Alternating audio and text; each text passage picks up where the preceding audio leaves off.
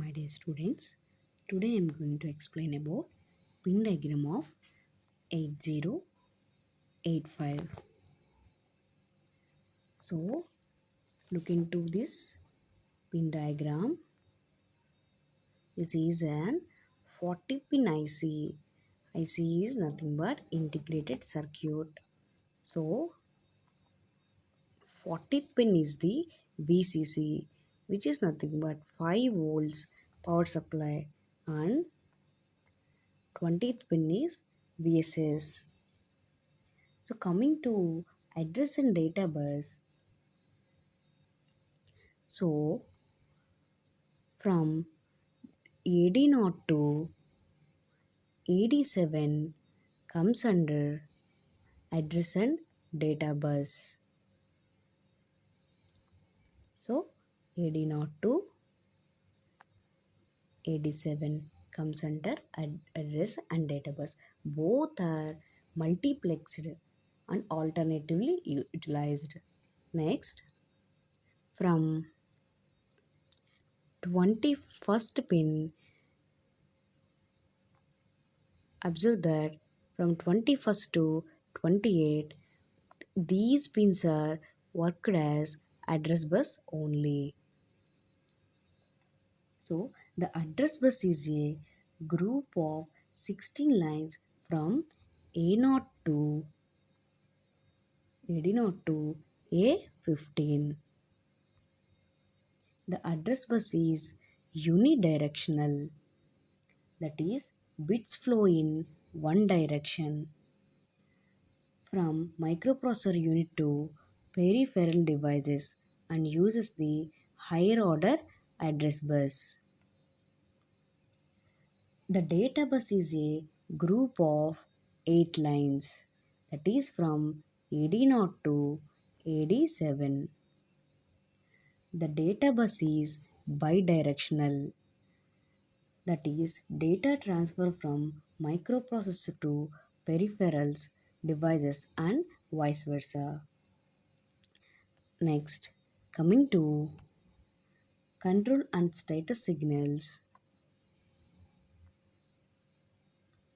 look into this. ALE IO/memory S0 S1 ready read bar write bar. These 7 pins comes under control and status signals. So coming to the ALE pin, it is an address latch enabled signal. This goes high during first state of mission cycle and enables the lower order 8 bit of address bus, which means AD0 to AD7 if the value is 1. Otherwise, the data bus is activated. So, data and address is combined at AD0.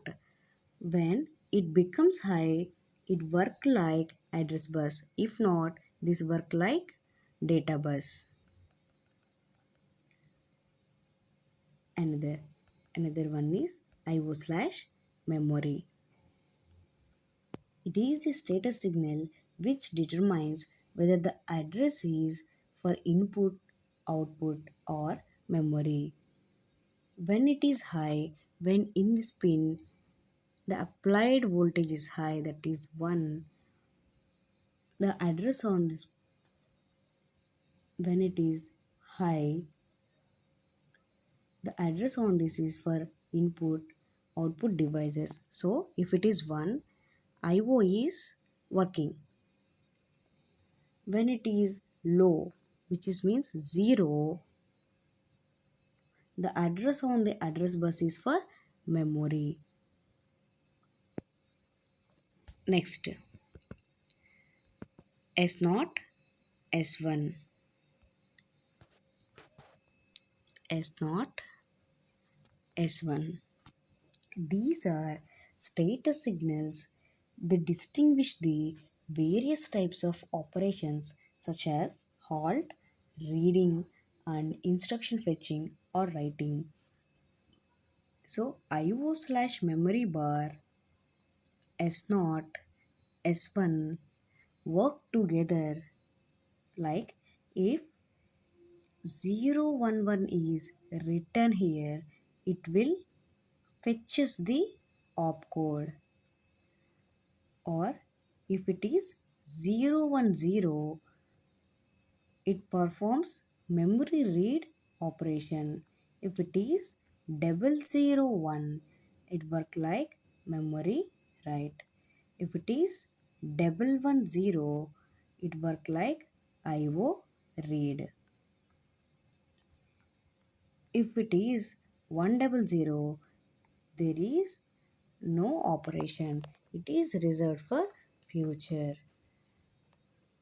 Next, if it is 101, it works like IO write.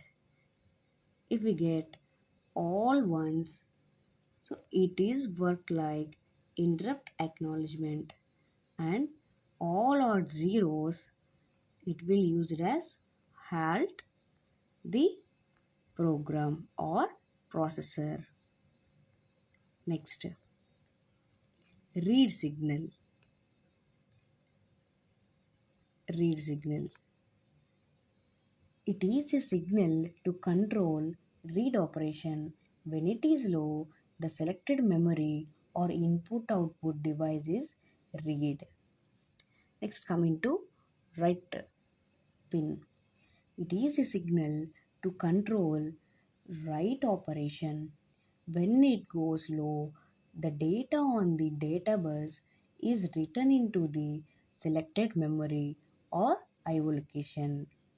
Coming to ready signal.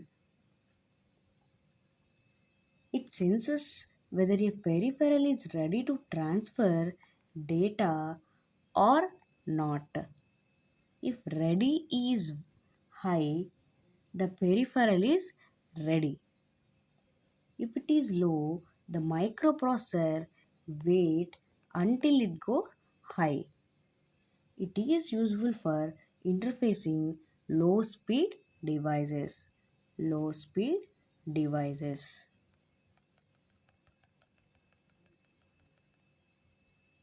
Next, coming to power supply pins, as we discussed earlier. So 40th pin is VCC pin, which requires 5 volts, and VSS is nothing but ground reference.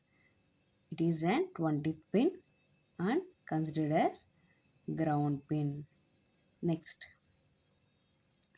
crystal frequencies. So pin 1 and pin 2 are crystal frequencies. A crystal is connected at these two pins. The frequency is initially divided by 2. Therefore, to operate system at 3 MHz, we require 6 MHz. So, 6 by 2 is nothing but 3 MHz. So, the crystal should have frequency of 3 MHz. Next one, clock out. So this signal can be used as the system clock for other devices. Next, interrupt and peripheral initiated signals.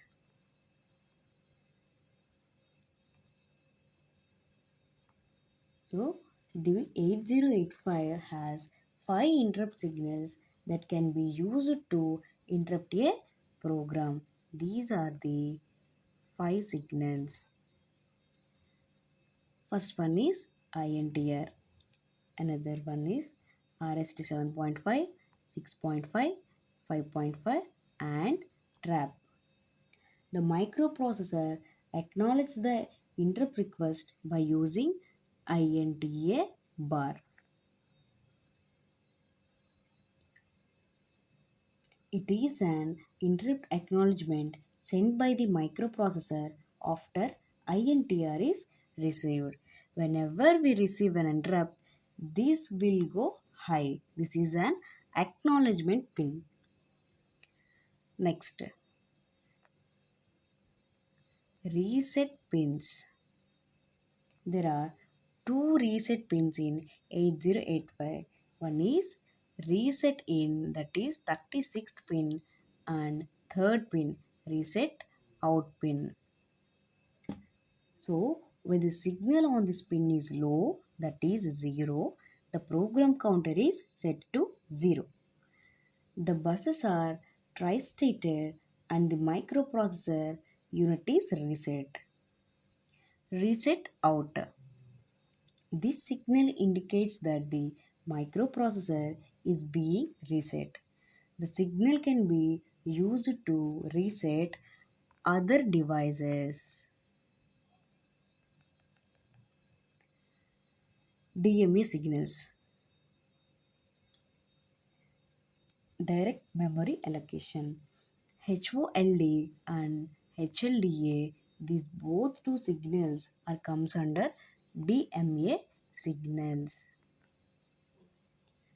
So, hold, it indicates that another device is requesting the user of the address and data bus. Having received hold request, the microprocessor uses the buses as soon as the current mission cycle is completed. Internal processing may continue. After the removal of the hold signal, the processor regains the bus. HLDA. This is an acknowledgement pin. So it is a signal which indicates that the hold request has been received after the removal of hold request. The HLDA goes low. And finally, serial IO ports. SID and SOD are the two serial IO ports. Serial transmission in 8085 is implemented by these two pins. SID. SID is a data line for serial input, whereas SOD is an data line for serial output. So this is all about pin description of 8085 microprocessor. That's it for today. Thank you.